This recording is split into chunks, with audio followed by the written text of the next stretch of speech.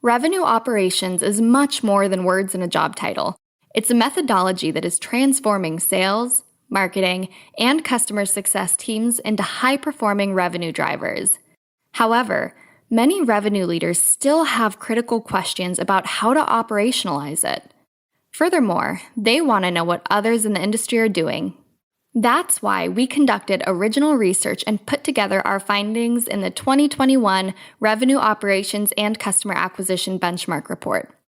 In partnership with RevOps Squared, we asked hundreds of cross-departmental revenue leaders across top companies to reveal their approach to revenue planning, analytics and revenue operations, and customer acquisition. We've identified exactly how teams are aligning to hit their revenue targets, as well as the new activity, pipeline, and customer acquisition benchmarks to strive for in 2021 and beyond. Download the entire report for free at ringDNA.com/RevOpsReport. What if your sales team could know the moment a buyer arrives on your website and talk with them instantly?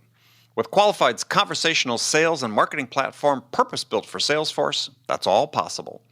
It's not rocket science, it's common sense. Conversations move deals forward. Live chat, voice calls, and meeting bookers accelerate sales conversations without a single email exchange. Capture prospects in that magic moment when they're most interested in learning about your business.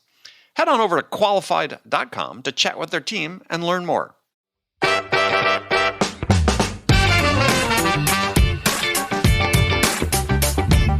This is what my challenge is to people I say this to my own team. Look, if you were getting on a plane tomorrow and you're going to go to Detroit and you're going to meet this customer in their boardroom, how would you dress? Now, does that change at all how you then are presenting yourself on that Zoom call or through that video message? Does it? Does it make you think about it at all? And they go, yeah, it does. I'm like, okay, then maybe it's not the pajamas. Maybe put on a collared shirt. I don't know. Both of us have t-shirts on. It's a safe environment. But if I was meeting with the CEO of one of our big customers, I wouldn't have a t-shirt on. Hi, friends. Welcome to the Sales Enablement Podcast. I'm your host, Andy Paul. That was Darin Dawson. Darin's the president and co-founder of BombBomb. And we all know there's been so much talk and action, really, about video and sales over the past year. Most of it connected to using services like Zoom or Teams for sales calls with buyers. And that's all well and good, very important, but most of the communications you have with your buyers are asynchronous. They're not interactive calls, they're messages in one form or another. And today, Darin and I talk about harnessing the power of video messaging to effectively move deals forward. If nothing else, over the past year, sellers and buyers have become much more comfortable with video, or at least they should have, and being on camera, and it just makes sense for sellers to extend the use of video into all of their communications with buyers. So Darin and I dig into the steps you can take to level up your video messaging. Make sure you check these out. Before we get to Darin, I want to remind you to subscribe to this podcast wherever you listen to it. And if you subscribe, we'd certainly appreciate it if you could give us your feedback about how we're doing in the form of a review. So thank you. All right, let's jump into it. Darin, welcome to the show. Thanks, Andy. It's great to be back with you, man. It's good to see you. Yeah, great to see you again. So I know there's probably not many folks who aren't familiar with BombBomb, but just in case, tell us a little bit about BombBomb. I'm sure there's plenty. Yeah, so we're a platform that we enable human-centered communication. We want you to be face-to-face more often with more people, and the way we do that is through video. So we make it very simple for you to create video, send video through any medium you might use, whether it be email, text, messenger, LinkedIn, social media, things like that.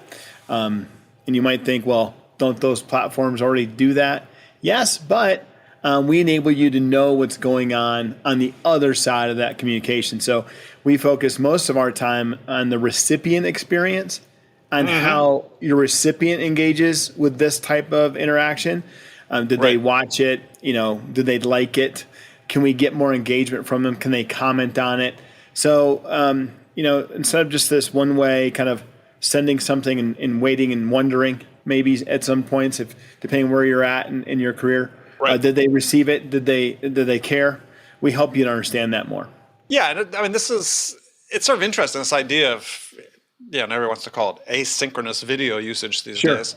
Yep. I like to call it just video messaging, just to keep it simple.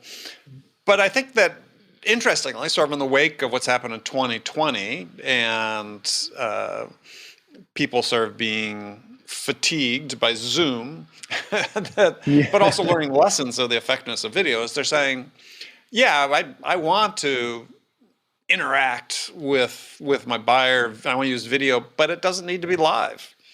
Right. I want them to see me. I think. Right.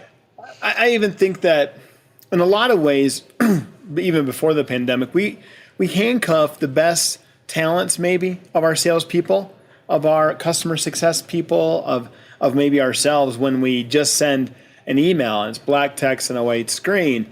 And when we know that humans emote, they have animation, right? I talk with my hands. You can see that if you're watching this. Mm-hmm. The way we communicate often is more nonverbal than it is verbal, or definitely written. We lose even more. And so bringing that back, and when it was removed from us, the absolute ability to be face-to-face at all, people found this as a way to kind of circumvent the problem. But now I think they're finding it now more, it's becoming more of the norm. It's becoming more of a way to even sometimes flatten the sales process. We see if I sent a video, maybe I do a screen capture, for instance, something that we allow you to do. A screen capture, proposal review. I'm the account executive. I want you, Andy, to understand, the things that I want to make sure you see in this. I might highlight them, right? Now that can be shared. You can now share that. What used to maybe be yet another meeting with more people to get buy-in, you can just share that with these other people. So it's actually, it can condense that time to close. It can condense that need for more meetings, more time. So we're seeing that flatten a bit in that process and maybe skipping some of these typical checkpoints in that process along the way. So that's been interesting to see that too. Right. What would be normally Zoom calls. Yeah. Or in-person meetings. Well, previously in-person meetings. Previously, we'll just, yeah. Yeah, I mean, and maybe again, but... right. Hopefully. Well, let's just take the things that would be Zoom calls even normally now, right? I mean, Zoom existed before the pandemic, in case anybody wasn't aware of that. I've been a user for years before the pandemic. Me too. I've been using it extensively, whether it's that or Skype or so on. Yeah. It was still in danger of being overused even then. And not everything requires real-time interaction, to your point, right? Because that is the most valuable thing is our time. Right. And so, being able to deliver a message that you could watch on your time and then decide, and I can deliver it on my time, create it and send it on my time. Right. There's this time trade-off there that works. Well, but I also think that it speaks to what you talk about too, is sorts of sharing, right? So if we can track how it's being shared and opened by other people throughout an organization, that sales intelligence is really important information to have. Absolutely. And you sort of have at least for me, as I was thinking, okay, well, gosh, I could call another Zoom meeting. I get 5 or 6 people on the call, and 3/4 of them won't say a thing. The dominant personality will monopolize the conversation. These other people that are important, what did they think? Yeah. And oftentimes, we could create, to your point, maybe there's a point we missed in a demo. I wanted to emphasize something that I did in a demo. Record screen capture, point this out, make a couple salient points, ask for questions, send it out, get shared. A recap of the demo is definitely a use case that is accelerated because of the pandemic, right? So this idea that I've done the demo, I'm going to do a recap of the demo, really go to the points that you'd ask me questions on, illustrate those points with my face, and then with the screen capture, and then have that get shared, and you can then see the sharing of that, and then are you penetrating into that buyer circle? Are you getting more visibility within the organization? I think those are things you wonder about and you hope that are happening. You might ask your champion if that's happening, but you don't know for sure. And so I think that's interesting. We can start to see some of those things. Yeah, I mean, to me, it's sort of a no-brainer, but I understand, why people. Well, maybe I don't understand, but I understand. I understand one level why people aren't doing it, or that people aren't doing it. But I think this is a tool as we talk about. Okay, we've all adopted to Zoom-based selling. over the last year. If you weren't using it before, you're using it now. And if you were using it before, you're using it more intensively.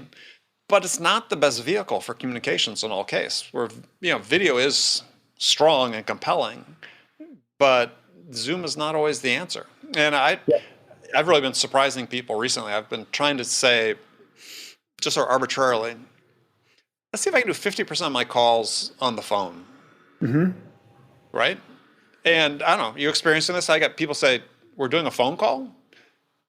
They say, yeah, there wasn't a link in the invite. How are we going to talk? I said, I thought we'd just do a phone call. A phone call? Novel. How novel. Yeah, it's like, well, let's last time we chatted was on the phone. Yeah. I think that's okay. I like to think of myself though, Andy. I'm like the apostle of, I think humans are better face to face. So where I do agree, I had a phone call the other day. It's not as novel for me. I think that picking up the phone is just fine. But yeah, in a new relationship, I would just argue that if I had a relationship, that's fine. In a new relationship, I like to get to know people still. I think that this pandemic has limited, again, our abilities to maybe our best selves. I like being around people and I miss it. And so even this is better, right? Than I just miss seeing and being. I was on a plane over 100,000 miles a year, and I enjoyed it. I like going to conferences, meeting people, engaging in dinner and all that. That's all, boom, gone. So this is all we get anymore. So I do lament that a bit, personally. Right. I'm a sales guy at heart. I'm a sales guy at heart. I love people. I like helping people win. I like leading that way. I miss my team. So this is the best we got, but Zoom fatigue is real. And so it's not the same. And so I can get why sometimes just taking a phone call, I can look out my window and you're not offended, right? Like I can stare off into the distance or I can pet my dog or something. Well, but I also think that there's been some preliminary research on this. I mean, it even came out almost pre-pandemic. I remember reading this because enough people are already on Zoom extensively enough that this idea of Zoom fatigue existed. Yeah. And preliminary research is saying, look, you actually listen better on a phone. You actually can capture the nuance more on a phone. And I think that the same sort of true with video messaging, asynchronous video communication, is people are going to hear you better. Yep. When you're sending something, it's because there are no distractions in the same respect that you get when you're on. You can choose to view it when you have time to view it, I think is the thing. When you have time to focus on it. Right. I'm not multitasking, and let's face it, we're all multitasking now. While we're on these Zoom calls, we're except this one, because I know you're completely focused on me. I am. Well, I'm not. I can't. This is different. This is a conversation, I think. One-on-one is cool. But, when I'm one of 12 faces, am I really, really as engaged as I am now? Probably not. Yeah. Can we talk about something you brought up was why people don't do it? Because I have ideas about why people don't do it. I think. Let's get into it. It's like this perfection thing. I think we've been, we've been watching the 10 p.m. news or the 11 p.m. news for 20, 30 years as adults, and we think maybe, or we grew up in this and we saw this and we thought we got to be this way. It's got to be perfect. It's got to be lit a certain way. It's got to be, perfection is a problem. And so I think it stops people from sending the video. And they worry that's not professional. Do you think that? I think that's part of it. I think that's perhaps a little less so because we've spent the last year looking at people's cats and dogs and people in their pajamas with their bed behind them and so on. But I think the other aspect of it is that when people are looking at recording a video, it seems more performance oriented than being in a conversation. And maybe I don't think I have those skills. Yeah, I mean, I think like I'm on stage, right? But it bleeds into the perfection aspect of it for sure. Yeah, okay, I like that. But I have to put this mask on, whereas opposed to if I'm just in a conversation with somebody, in sales I may have my sales mask, quote unquote mask on, but it's not the same. Right? I feel more comfortable, and I think that when I talk to people, still there more than perhaps the perfection thing. I think they're getting over We work on this a lot, just being yourself on the call and trying to work with people this way, because this is the obstacle to it. You roll this out, your VP of sales thinks it's a great idea, and so everybody gets it. And then we have, some people adopt fast, and this is kind of like with any software. And some people, though, the hang up is around this. Well, I don't like how I look on camera.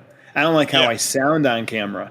And so we spend a lot of time working through this with folks. It's okay. Send some to the folks that you know. But have they gotten over it? Some do and some don't. Some don't and some do, right? I think overall confidence is an issue we work on in our teams. People need to build confidence in their career. I think kind of depends. You're probably fine talking to anybody at this point, Andy. You've done this so much, it doesn't, right? You're not. But if maybe for newer, because we get a lot of teams that are in this BDR role, and frankly, they're usually younger in their career, and so it's newer, and how they're perceived is a big deal. So we work on a lot of that. I think what you mentioned too about people in their pajamas, I'm like, I just got to get on my soapbox for a second. This is what my challenge is to people I say this to my own team. Look, if you were getting on a plane tomorrow and you're going to go to Detroit and you're going to meet this customer in their boardroom, how would you dress? Okay. How would you dress? Now, does that change at all how you then are presenting yourself on that Zoom call or through that video email or through that video message? Does it? Does it make you think about it at all? And they go, yeah, it does. I'm like, okay, then maybe it's not the pajamas. Maybe put on a collared shirt. I don't know. As you and I both have T-shirts on. Yeah, both of us have T-shirts on. It's a safe environment. But if I was meeting with the CEO of one of our big customers, I wouldn't have a T-shirt on. So no, I'd put a collared shirt on for sure. This digital transformation, we don't have to transform into the T-shirt kings of the world. I've gotten a lot of demos lately that's like a little casual. I'm like, man, okay, I guess we're just this is changing. I don't know. What do you think about that? Am I out of my mind? Well, I think yes. I think there'll be a change back. I think did we go too far? Too long. Maybe. I think once people get spending more time with each other again, they'll see that things will change a little bit. Yeah. But I think there is a trend towards forced casualness, if that's the right word. That's great. And I posted about this last year on LinkedIn and got this huge response. And the post was, if you send me an email or you're talking to me, I'm not your buddy. Right? I'm not your pal. And this is mostly a guy thing, right? That's might be. I think it might be. I think it is. You're right. I mean, I think of it. Women aren't calling me sweetie or honey or dear. Oh yeah, no. They would never dream of it, right? So, and you've just seen like sort of the backlash. It's like, oh God, you're so conservative. It's like, no. Or am I just professional? Are you just professional? Also, am I being professional? Yeah. Yeah. I mean, we're not at the level. The relationship's not at that level yet. So don't presume on it.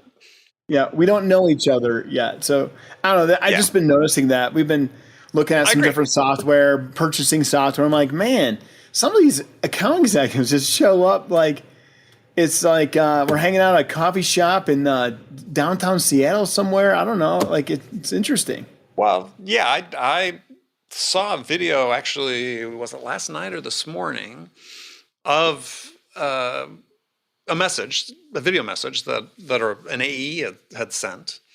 And my first reaction was, as yours, was like, just a step too far. I'm all in favor of being casual. I mean, I've worked casual most of my career. I mean, I was part of the generation that got rid of the suit. Yeah, absolutely. But, I don't own a tie. But yeah, well, I haven't worn a suit except to my wedding, probably in the last 20 years. But it's like, yeah, I think. But some of this, I think, is we have to size up who we're talking to, like our customer. Who's the customer we're talking to? So this customer of ours in Detroit, they wear suits and ties every day. That's another thing, right? So if that's a suit and tie organization. I probably still am not going to put on a tie at this point, but I might put the jacket on if I was in their office. It's just just an interesting thing to think about. Right. There's a rule of thumb for public speaking. Yeah, sure, absolutely. You always say, well, how should I dress? And the rule of thumb is you dress one level better than your customer or your audience. Yep. And so I think I could be making a case against video right now. And somebody listening might say, well, this is exactly why I'm not going to do this, right? But I think look, we can raise the bar here because I think it's very effective if done appropriately. I just think I'm trying to point out one of the things I've been seeing as a trend. Like, man, if we could true that up a little bit, I think it'd go a long way and it even help be more effective. Well, it's one of those things it costs you nothing.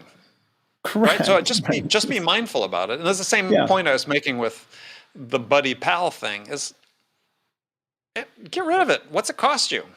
I mean, what point are you trying to make by Whenever saying someone addresses me as bud, we're not getting off to the right foot we are anyway. not getting off on the right foot. No. And also, for me, it just sort of says, well, okay, did you look at my profile at all?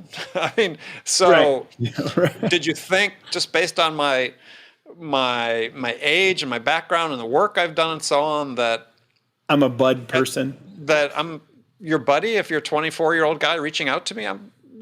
No, right? No, use a little common sense. So, yeah, the same thing. I think your point is absolutely true. It costs you nothing to go put a collared shirt on. You feel like you have a moral line in the sand that you need to be showing people that you have to be casual. It's like so many things in sales is you get pushback from people these days who are saying certain segments that I don't agree with, saying, oh, the personal relationship's not quite as important as it was. You don't need to be likable. I'm like, it costs you nothing to do these things. Well, why not be likable? Yeah, it costs you nothing to do it. Yeah. Why wouldn't you want to be? What point are you trying to make? Look, I've had a successful career. I can't see it going that way if I didn't attempt to build relationships with folks and hopefully I still think people do business with people they know, like, and trust. That might be old school, but I really think that's how it is. And even moreover in the software stuff, right? You look, features are features. It's just a matter of telling our dev team to go build the thing you built. If you're competing on features anymore, you're in trouble, I think. And so what are you competing, right? What are you competing on?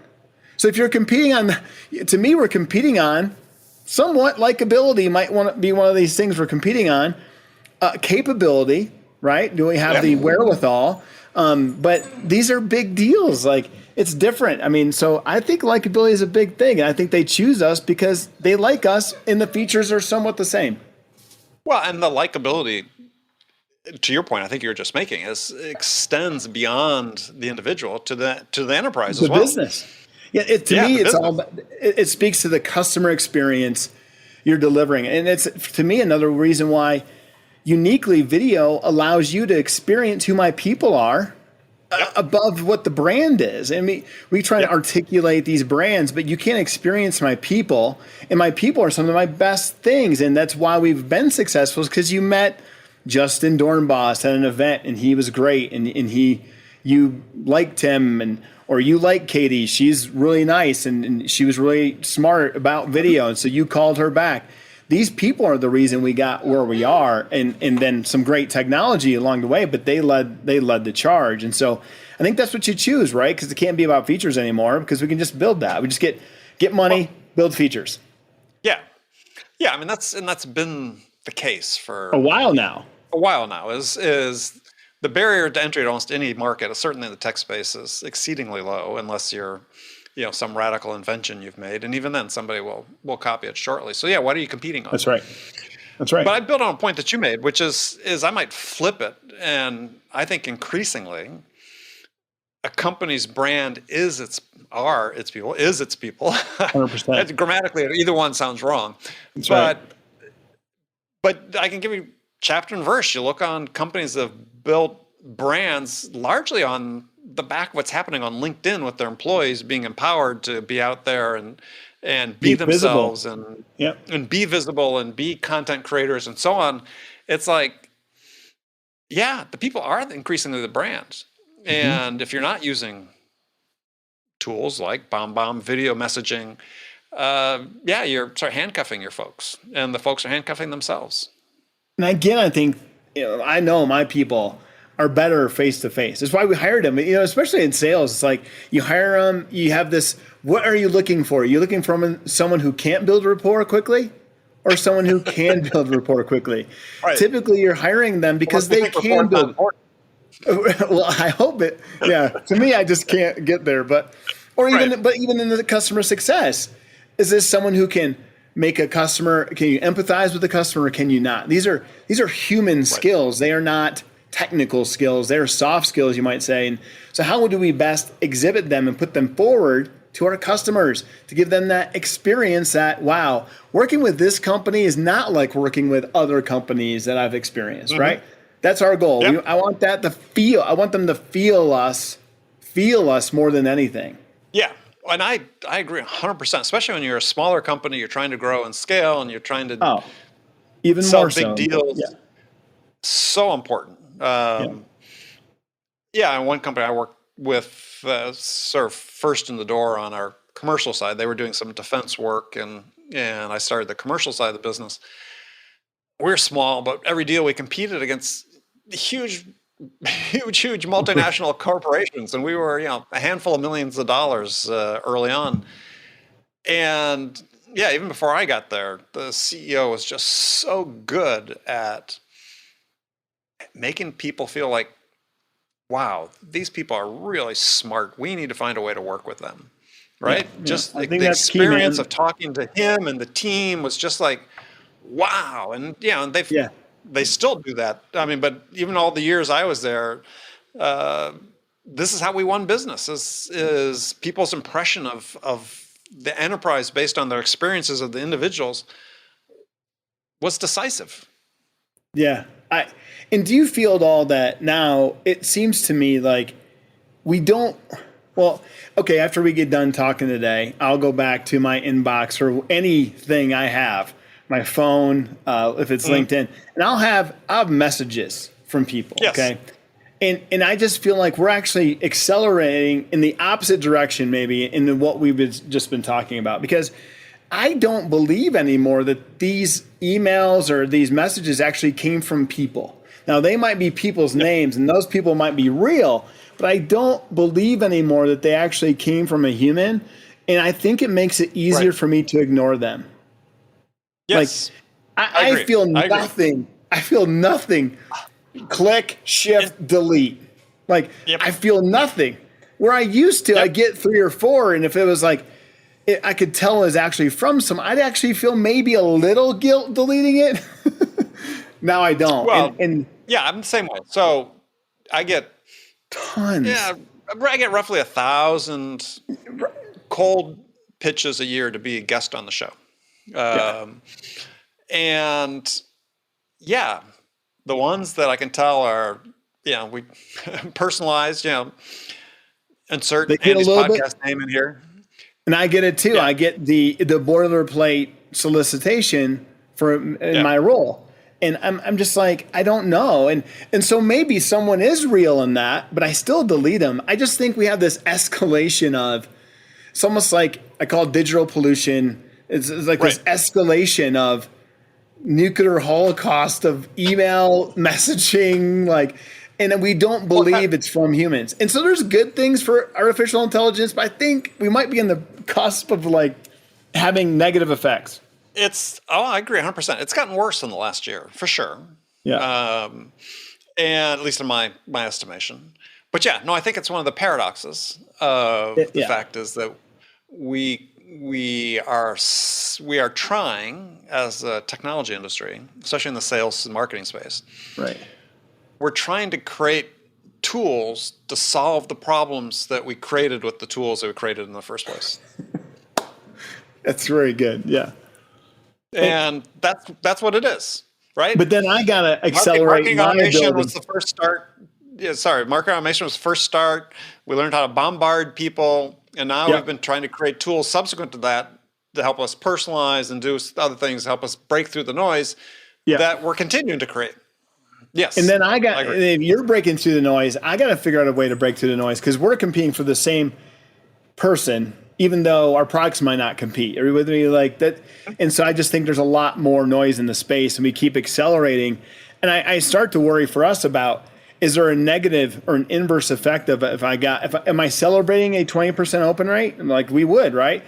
But what about the 80%? What about the 80% that said, I hate you, maybe, or I'm so sick of getting this from you, and so I just think we need to do a better job, like narrowing our ideal customer profiles and getting more focused on those folks and trying to do maybe a bit more with less is what we're trying to do. And that's what we call human-centered communications. Like I should care more about you on the other side as a recipient than I do about my goal.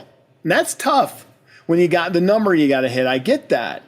But man, if we just slowed down, because I think it's just going to have an inverse reaction, especially when you have companies like Apple saying, you know what, permission only. If you don't get permission, you don't get access. Right. Or Google saying, no more. We're not going to let you do cookies across platforms. You know, it's going to take this Facebook thing. I think permission is going to get popular again. I'm just throwing it out there as a prediction. Yeah, starting with Apple, for sure. I mean, a lot of Tim Cook is getting very belligerent about this. I mean, they're saying these things. I mean, I think it's going to happen. So, okay. So what's that mean? Shortly.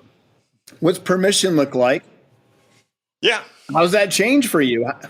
Well, to your point, we've abused this on the business level in terms of marketing automation and so on. And yeah, the fundamental problem is people have a limited quantity of attention.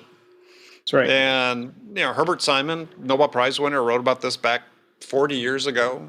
Wrote a white paper, 1971, I think it was, sort of projecting the fact of what the internet was going to be. It says there's going to be a time when we're going to be so bombarded by various sources of information that we're going to have a hard time making a decision about how to allocate slices of our attention to various sources of information. How do we make those decisions? And he was doing research on that back 40 years ago.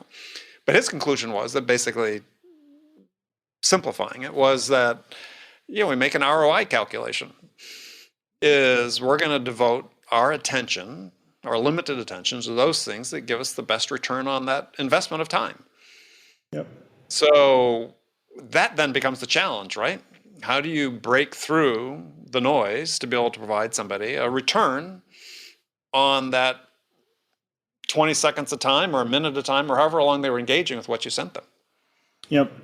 That is it. I don't think that's going to change. I just think maybe how we need to approach that. I think the shift is coming quicker than maybe anybody's going to be prepared for it. And when that movement happens, are we going to be ready? I want to be ready. I'm just trying to think about that now, right? Like, Well, so how do you make BombBomb ready? I'm not from a product standpoint, but from the ability to outreach standpoint. Yeah, how do we position it? I believe so. Our motto in marketing is be of value and abundance will follow. Right? So we just really try and bring value. We try and narrow our ideal customer profiles to people we know that we brought value to, and try and position it that way. But we literally say, we do send, I think people would say this is unscalable, we send personal videos and would say, hey, Andy, Darin with BombBomb, we work with other companies just like yours that do this, this, and this. And then we go into that, and it's different, right? Because we're saying your name. So that it is a personal message. And so it's personal as long as you open it up, it's personal. Right. I think that's different than personalized. You got Ethan's personal whiteboard. He's written the date, or he's written "Hi Andy" on it. That's right. It's for Andy. Right. I think in somewhat in the financial world or in some of those other spaces, that verification that's really for you and from me is going to be important. And I think potentially video could play a role in this, because how do we know that it's authentically and verified for you from me? You have deep fakes. Now we can make the president say whatever they want, right? We can make whoever president is, we can make them words come out of your mouth. It doesn't matter. Right. That's going to be a problem. I think in the future, this personal for you from me with value, not more of a mass approach. It's just going to have to be more effective. I look, if you were effective with the 10,000 emails you were sending, you wouldn't need to do that, because if your conversion rate was better, right, you'd make more than enough money to meet your number for the year. But the fact is we're not. And so some of the problem is in the messaging, something that's in the messenger, and some of it's in the delivery. And then, but we're training a whole population of people to just ignore everyone really badly, I think. So somehow I love that if anybody else is with me, we can just all do an armistice together, slowly step away from the red buttons, slowly step away. Who's with me? Well, I mean, interesting. Yeah, you have described this mutually assured destruction scenario. I don't mean to be so grim, but I think some people can maybe relate to this. Well, it's getting that way. Absolutely. It's getting that way. Ask yourself, do you have increasing returns or diminishing ones? And so if they're, maybe you don't have this problem. You're like, oh, it's great. It's fine. It's worth, because it's a numbers game to people, and it usually maths out in the CFO's mind. Escalate the ammunition, bomb them away, and then see what happens. So as long as that still maths out, I guess I probably won't win anybody over. But here's the problem, though, is that it's really a slash and burn strategy, and at some point you run out of things to burn. Right? Is your TAM infinite? Slash and burn. Our agriculture but we're doing it on two levels, though. So we're doing it certainly on the top of the funnel, as you just described. But certainly in the tech space and SaaS, we're doing it at the bottom of the funnel as well, with low win rates. And so we're getting we're getting tons of people into the funnel, and if only 1 in 5 are winning, if you're only winning 1 out of 5, what you're saying is that 80% of our prospects think that we weren't presenting a compelling enough vision of success to buy from us. That's right. Yeah. And that's what not I good mean. either. Somewhat the message is the problem. Sometimes it is the messenger, but you're right. Yeah. I mean, are we actually solving a problem that these people have? How narrow have we gotten in our ideal profile that the people we're talking to? We know we can solve their problems, right? Often we don't lead with those problems, and I think we just. Again, I think a good question to ask yourself is your addressable market infinite? Mine isn't. No. Mine isn't. There are very few companies that have that. So do some math. How long before you're just retreading the people who ignored you the first time? I mean, it's okay. It's just easy because you're going to blast through your market eventually. Well, but the same thing is true after they're in your funnel. If you're only winning 1 of every 5, you can do the math. Yeah. And I've done this in the past, and I don't have it in front of me, but you don't have many years before you've completely trashed your market. Yep. So, okay, so we should provide everybody solutions maybe, because I think that, are we being too gloomy? I think back to our original conversation that building relationships and having these relationships with people you work with matters. And I think somewhat the more we can do that and give an experience that brings to life the benefit your company offers, I think helps this problem we're talking about. That creating a dialogue again, building relationships, doing these things we were talking about in the beginning, I think helps. Well, you're right. And I agree. And I think that part of that gets down to is and this is, one of the conundrums of, we talk primarily tech here and a lot of VC-funded companies that have certain sense of urgency around how they scale. It's going to take a CEO to say, no, we're going to do it differently. Yeah. And you're still going to give me money. And we're still, maybe instead of 3 years, we'll get there in 5. That is the hard part, and I get that. So maybe, VCs, if you're listening, think about that. I mean, I don't think many of them have patience for that, but right. But in some ways, that's where it's going to have to start. It's going to start with the CEO. It's going to have to start with sellers saying, "Look, this is not sustainable anymore." I think we're seeing that happen. I think we're seeing sellers, especially with turnover rates, and look at the churn rate on CROs at 18 months in the Valley and so on. You took the words out of my mouth. That's right. And, so none of when that we works. talk to, are your sales reps attaining quota, or is it not? Are they not? Do you have BDRs that have never hit quota?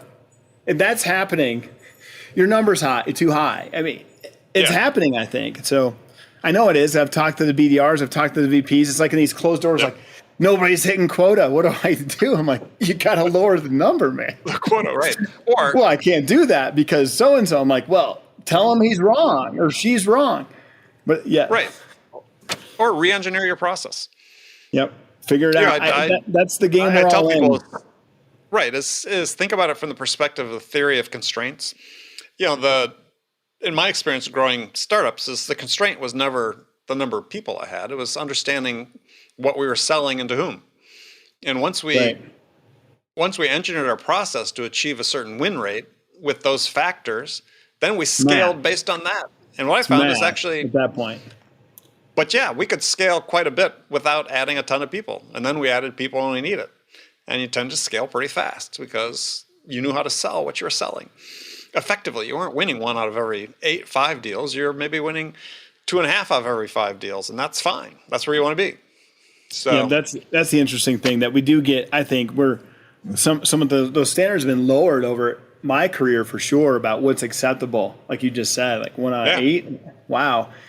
I mean, but if you have an unlimited amount of money you can burn through, I guess it's okay. I think another thing I'd like to say is I hope that profitability becomes trendy again. That would be great. Like if EBITDA was maybe more of something that we looked at. I think I'm biased, man. So we've never taken serious venture capital to date. Sure. So we've tried to grow. I've been doing this for 10 years. We're like, oh, that's crazy. Yeah, I'm crazy, but I still own my business and I'm still growing.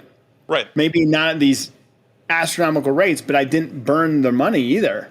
And we're profitable. So to me, that's what I'm trying to do, create a profitable business. I treat it like we could sell tomorrow, but I don't have any plans to, right? So I know I'm coming at it from a different position. I just want to state that for everyone listening, like, who is this guy? Like, sounds crazy. I spent 7 years with a company that was primarily bootstrapped, and they'd raised maybe $250,000 in venture money, but largely bootstrapped. Right. In the communication space, the competitors were zooming by us to go public. This was during the heyday of the 90s. Everybody was going public. The CEO says, look, we've been profitable from day one. We're going to stay profitable. We're going to do what we need to do. We're going to move at our own pace. Here we went public. We were successful. Now, even a couple of decades after that, it's a multi-billion-dollar company, and every other competitor that zoomed by us is gone, right?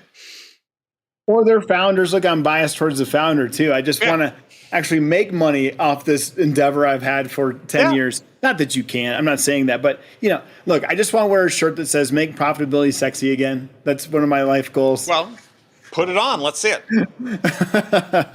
I got to get it made. All right. Well, I agree with you. I think, people live by like the rule of 40 in SaaS, right? And rule of 40 doesn't require you being profitable. And yet you can still be valued highly. So, on future promises. It's almost like the old eyeball argument. So, all right. So, Darin, sort of running out of time here. People want to connect with you. What's the best way to do that? Yeah, I'm easily found on LinkedIn. Please give me a personal, it doesn't have to be video, but just a personal message would be fantastic. I guarantee you a response. If it's, hey, Darin, love the podcast or whatever, just make it personal. Actually, when people contact me and say, Andy, love the podcast, I can, about 80% of the time, it's not a human. It's been generated. Okay. Well, you know what I mean. I would love it to be somewhat personal. Yeah. If somebody says to you, they enjoyed you on this podcast, then it's absolutely. So. That I would love to hear that. Yeah, or or if you disagree with me, think I'm crazy. Yeah, that works too. At least I'll know it's a real message. All right. Well, Darin, a pleasure as always, and I look forward to doing this again. Yeah, man. You too. So good. Thank you so much. Okay, friends, that's it for this episode. First of all, I want to thank you for taking the time to listen. As always, I'm so grateful for your support of the show. And I want to thank my guest, Darin Dawson, for sharing his insights with us today.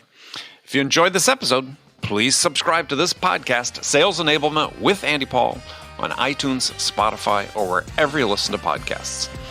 And as always, thank you so much for investing your time with me today. Until next time, I'm your host, Andy Paul. Good selling, everyone.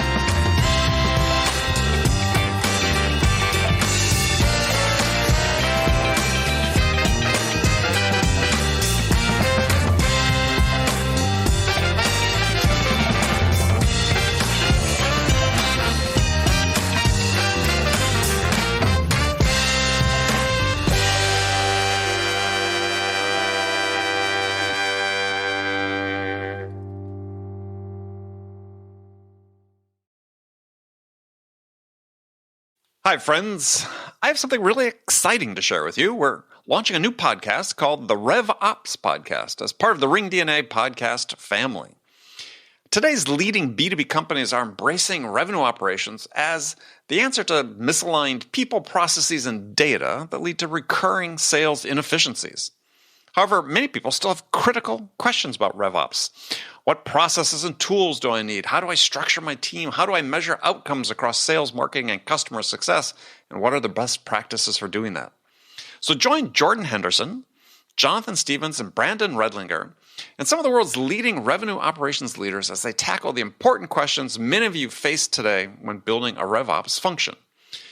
From ringDNA, the company that transforms sales teams into high-performing revenue drivers, comes a podcast guaranteed to go beneath the surface-level conversations and dive deep into the world of RevOps. Your hosts deliver unfiltered, thought-provoking discussions and actionable takeaways on every episode about the ideas, processes, and technology changing the B2B sales landscape. Visit ringdna.com/RevOps to learn more or subscribe now on your favorite podcast player. What if your sales team could know the moment a buyer arrives on your website and talk with them instantly? With Qualified's conversational sales and marketing platform purpose-built for Salesforce, that's all possible. It's not rocket science, it's common sense. Conversations move deals forward. Live chat, voice calls, and meeting bookers accelerate sales conversations without a single email exchange. Capture prospects in that magic moment when they're most interested in learning about your business. Head on over to qualified.com to chat with their team and learn more.